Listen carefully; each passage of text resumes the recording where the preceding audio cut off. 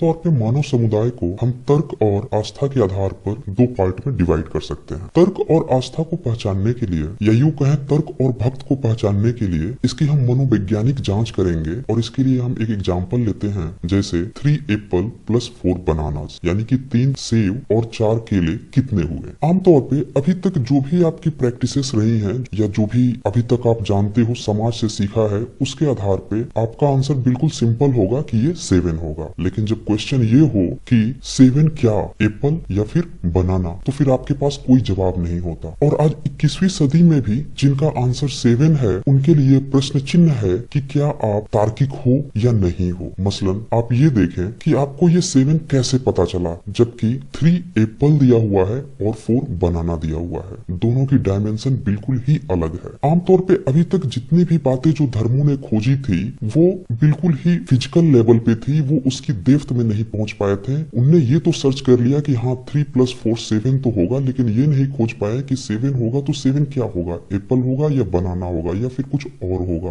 और यही वो गलती लगातार दोहराते रहे, बार बार करते रहे, और इसी कारण से वो अभी तक एक सुई का भी आविष्कार नहीं कर पाए। सिर्फ बातें और सिर्फ बातें। और ऐसी ही बातों को मानने वाले भक्त कहे जाते हैं, क्योंकि वो विद इन द बाउंड्री के अंदर ही रह जाते हैं, उस बाउंड्री के बाहर नहीं सोच पाते। जो धर्मों ने अभी तक किया था या लिखा है उसी को सोचते रह जाते हैं, उसी के लकीर मानकर उसी के फकीर बन जाते हैं, और इसीलिए वो इससे ऊपर नहीं सोच पाते। मसलन मैं कुछ और एग्जाम्पल देना चाहूंगा, जैसे कि कुरान में ये कहना कि मुहम्मद एक रात के अंदर ही यरूशलेम जाते हैं, फिर यरूशलेम से 7वें आसमान पे जाते हैं, 7वें आसमान से फिर वापस लौट के आते हैं, और ये एक रात के अंदर ही होता है और ये सपनों में होता है। वैसे ही उंगली के इशारों से चांद का तोड़ देना, अगर हम वेदों की बात करें तो वहाँ पे भी कई सारी अवैज्ञानिक बातें लिखी हुई हैं, जैसे कि इंद्र का पानी बरसाने के लिए जिम्मेदार होना, उसकी खुशी या नाराजगी ही बाढ़ को लाना या फिर अतिवृष्टि कर देना, बिजली कड़काना, राहु या केतु को सूर्य को ग्रहण के दिन खा जाना। अगर बाइबल की बात करें तो उसमें ईश्वर को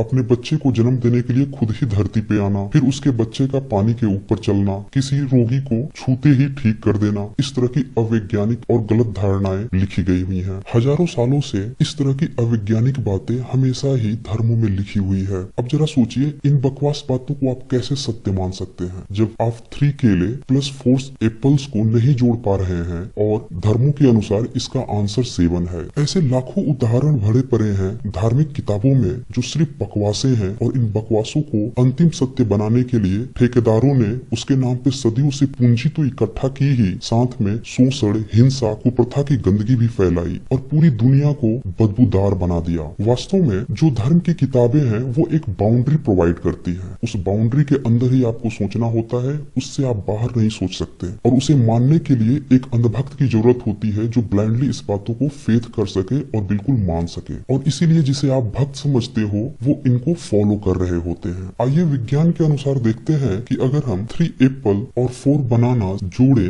तो उसकी वैल्यू कितनी होगी। वास्तव में विज्ञान के अनुसार ये पॉसिबल ही नहीं है, क्योंकि दोनों के डिफरेंट डायमेंशन है। आप जब इन्हें जोड़ोगे तो आपको ये नहीं पता होगा कि 4 + 3 7 होंगे तो 7 एप्पल होंगे या फिर 7 बनाना होंगे। यानी कि डिफरेंट डायमेंशन को आप नहीं जोड़ सकते हो, और यही एक खूबी थी विज्ञान की जिसने इस चीज को आइडेंटिफाई किया। जब तक इसे आइडेंटिफाई नहीं किया गया तब तक हम कुछ भी खोज नहीं सके थे, न ही हम कुछ बना सके थे। यही छोटी छोटी चीजें थी जो प्रकृति की बातों को हमें पहचानना था, और काफी प्रयासों के बाद, काफी बलिदानों के बाद कई वैज्ञानिकों ने इन बातों को खोज निकाला, और इसी कारण से हमारा विज्ञान आगे बढ़ सका है। यानी कि हमें विद इन द बाउंड्री नहीं होना होता है, हमें आउट ऑफ द बाउंड्री सोचना होता है। अगर आप आउट ऑफ द बाउंड्री सोचते हो तो फिर आप तार्किक हो। तार्किक होने के लिए 2 बातें बिल्कुल ही जरूरी है। पहली, या तो आप क्रिटिकल थिंकर हो या फिर आपने बहुत सारे विचारकों को पढ़ा है। अभी तक जितने भी तार्किक लोग हुए हैं वो इन्हीं दोनों कैटेगरीज में थे। या तो वो क्रिटिकल थिंकर थे जैसे कि कबीर दास जो खुद ही सोच लेते थे, या फिर विचारक जिनने बहुत सारे विचारकों को पढ़ा और फिर अपने कुछ विचार दिए। मसलन आप मार्क्स का नाम ले सकते हो, डॉक्टर अंबेडकर का भी आप नाम ले सकते हैं। एशियंट की अगर बात करें तो आप बुद्ध का भी नाम ले सकते हैं, राहुल सांस्कृत्यायन का आप नाम ले सकते हैं। ऐसे बहुत सारे विचारक हैं जिनका नाम लेना पॉसिबल नहीं है। बुक्सों का अध्ययन भी आपको तार्किक और भक्ति में अंतर को बता सकता है। जैसे आपने बहुत सारे विचारक पढ़े तो आप तार्किक हो सकते हैं, लेकिन बहुत सारे विचारकों को पढ़ने के बाद भी अगर आप सिर्फ किसी एक से ही इन्फ्लुएंस्ड रह गए तो भी वो वो भक्ति की कैटेगरी में आएगा। या फिर आपने सिर्फ एक ही बुक पढ़ी और उसी की आप भक्ति में रह गए, उसके अलावे या उससे अगल बगल नहीं सोचा, उससे बेहतर नहीं सोचा, तो भी आप भक्त की कैटेगरी में आते हैं। आइए थोड़ा भक्ति की या तार्किक की मनोवैज्ञानिक कंडीशन को और डिटेल्स में समझते हैं कि ऐसा क्यों होता है कि कोई क्रिटिकल थिंकिंग कर पाता है जबकि कोई भक्त ही रह जाता है। अब जैसे एग्जाम्पल के लिए आपको 9 डॉट्स दिए जाएं और आपसे ये कहा जाए कि आप बिना पेन उठाए हुए इसे एक साथ ड्रॉ करें और मिनिमम कितनी लाइंस में ड्रॉ कर सकते हैं। हो सकता है आपका आंसर कुछ इस तरह से हो 1 2 3 4 5 और आप आंसर दे दो कि 5 लाइंस मिनिमम रिक्वायर्ड है, यानी कि कम से कम आप 5 लाइन में इसे ड्रॉ कर सकते हैं और इससे कम में पॉसिबल ही नहीं है। वास्तव में जो हमारी पुरानी खोजें थी, सॉरी इसे खोज कहना गलत होगा, वास्तव में जो हमारे पुराने धर्म थे वो यहीं पे रुक गए। जो उनने रियलाइज किया, जो उनने पाया, उसे उनने कंटेस्ट किया, कुछ षड्यंत्र भी रहा और उसे उनने बुक्स के फॉर्म में या पांडुलिपि के फॉर्म में लिख दिया। उसे ही लोग लकीर मानकर फकीर बनते रहे। इस 21वीं सेंचुरी में भी कुछ ऐसे लोग हैं जो इसी लकीरी के फकीरी बनाने के पक्ष में हैं, जबकि क्वेश्चन अभी भी वही है कि अगर आपके पास 9 डॉट्स हों तो आप मिनिमम कितने लाइन में इसे ड्रॉ करेंगे बिना पेन उठाए हुए। आप लोग इस वीडियो को पॉज करके अपना आंसर कमेंट में डाल सकते हैं, आप ड्रॉ करके देखें। बेसिकली ये क्वेश्चन आपके मनोविज्ञान को चेक करता है कि आप बियॉन्ड द बाउंड्री सोचते हो या विद इन द बाउंड्री सोचते हो। आपके मन में ये कैसे ख्याल आया कि आपको यहीं से स्टार्टिंग करनी है और इन्हीं पॉइंट्स को टच करते हुए जाना है और फिर इसे ड्रॉ करना है। हाँ, ये कंडीशन जरूर है कि जितने भी डॉटेड्स हैं वो सारे डॉटेड्स लाइन टच होने चाहिए। तो आपके मन में एक बाउंड्री बैठी हुई है, धर्मों ने इसी बाउंड्री को विकसित किया है कि हमें इस बाउंड्री के अंदर रहना है, इस बाउंड्री से बाहर नहीं सोचना है। और जैसे ही आप इस बाउंड्री से बाहर सोचते हैं उसे हम बियॉन्ड द बाउंड्री कहते हैं। और beyond the boundary he critical thinking के लिए रिस्पॉन्सिबल होती है, या यूं कहें critical thinker he beyond the boundary सोचते हैं। यही कारण था कि हमारे जितने भी साइंटिस्ट हुए या जितने भी थिंकर्स हुए, फिलोसफर हुए, वो बियॉन्ड द बाउंड्री सोचे। जब वो बियॉन्ड द बाउंड्री सोचते थे तो फिर वो धर्मों से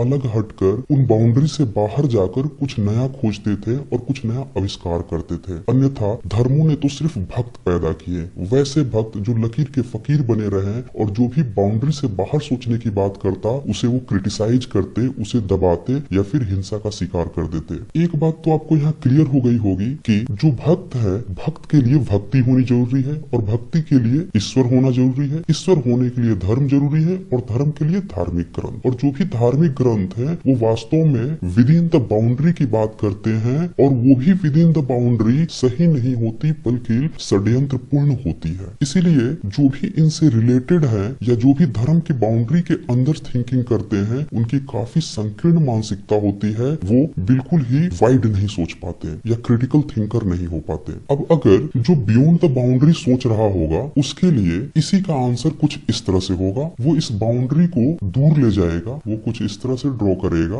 1 line, 2nd line and 3rd line and then 4th line. आपने देखा यहाँ पे सारे डॉट्स कवर हो चुके हैं और सिर्फ 4 लाइन 1 2 3 4 में ही हमने 9 डॉट्स को कवर कर लिया। ऐसा सिर्फ इसलिए पॉसिबल हो सका कि जो हमने बाउंड्री बना रखी थी डॉट्स की और उससे बाहर हम सोच ही नहीं पा रहे थे और इसी कारण से हम मिनिमम लाइन को ड्रॉ नहीं कर पा रहे थे। यानी कि तार्किक होने के लिए आपको इस धर्म की बाउंड्री को छोड़ना ही होगा, चाहे वो जो भी प्रिंसिपल्स हो, फिलॉसफी हो या फिर धार्मिक बुक्स हो, उन्हें त्याग देना ही बेहतर है। और साइंटिफिक थिंकिंग के लिए या यूं कहें क्रिटिकल थिंकिंग के लिए आपको बियॉन्ड द बाउंड्री सोचना ही होगा। अब अगर आप क्रिटिकल थिंकर नहीं है यानी कि विद इन द बाउंड्री रहना चाहते हैं तो आपकी स्थिति उस तरह से है जैसे कि किसी से बंध कर रहना, उसी की बातों को फॉलो करना, उसी दायरे में रहना, आपका कोई भी प्रोग्रेस नहीं हो रहा है, यू आर नॉट प्रोग्रेसिव। और उसके कुछ कॉमन लक्षण हो जाते हैं, आप किसी की बात को ध्यान से नहीं सुनते, आप अपने आर्गुमेंट पे टिके होते हैं, आप चाहे जितना पढ़ाई लिखाई कर ले उससे कोई फर्क नहीं पड़ता क्योंकि आपकी सोच जो है वो एक दायरे के अंदर होती है। आप पढ़ाई करते हो सिर्फ पूंजी कमाने के लिए, आप एक अच्छे प्रोफेशनल बन जाते हो, वहाँ पे अपने तर्क का इस्तेमाल करते हो, आर्गुमेंट भी करते हो, लेकिन सिर्फ पूंजी कमाने के लिए। बाकी जो आपकी कॉमन लाइफ होती है उसमें आप आर्गुमेंट नहीं इस्तेमाल करते और वहाँ पे आप पुरानी प्रैक्टिसेस को करते रहते हो, लगातार करते रहते हो। और जो क्रिटिकल थिंकर्स हैं उनको लेकर आपके अंदर निगेटिविटी भी आ जाती है। यानी कि अगर आप भक्त हैं तो आपके अंदर कुछ इस तरह के लक्षण जरूर पाए जाएंगे। आपकी सोच उस दायरे के अंदर होगी जो हो सकता है कि धर्म हो, जो हो सकता है कि आपका पर्टिकुलर रीजन हो, यानी कि क्षेत्रवाद हो, या फिर हो सकता है कि आप विद इन द कंट्री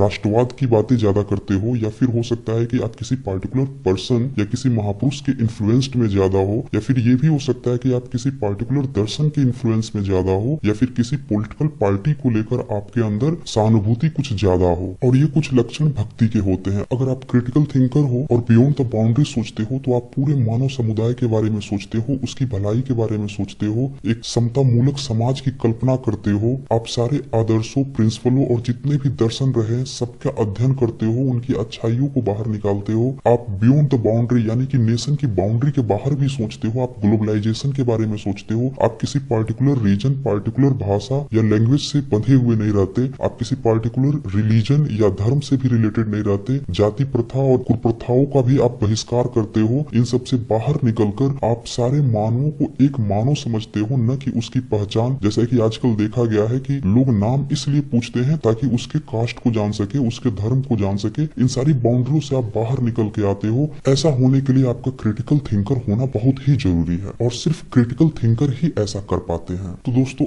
आज का वीडियो आपको कैसा लगा आप जरूर बताएं। अगर आपको ये वीडियोज पसंद आते हैं तो आप इसे शेयर करें, उन सभी को शेयर करें जो कि पर्टिकुलर बाउंड्री के अंदर बंधे हुए हैं, उससे बाहर सोचे, इसलिए ये शेयर करना जरूरी है। अगर आपको मेरे वीडियोज पसंद आते हैं तो आप इसे लाइक करें, सब्सक्राइब करें। Thanks for watching my videos. For more video stay connected with science journey.